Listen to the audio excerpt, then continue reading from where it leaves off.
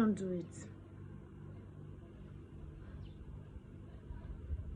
Don't open that little box, Mama Crack.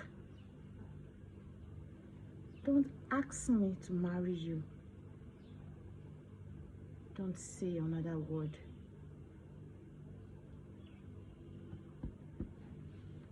Before I met you, I used to be a ragging jack.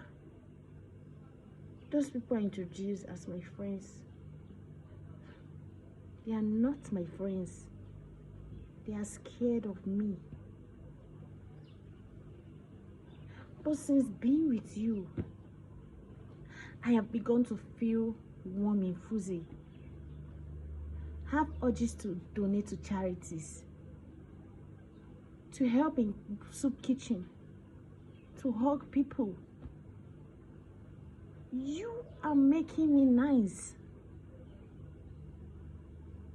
And if you open this little box and ask me to marry you, and I nicely say yes, I am going to be nice for life. The planet already have billions of nice people. It doesn't need me.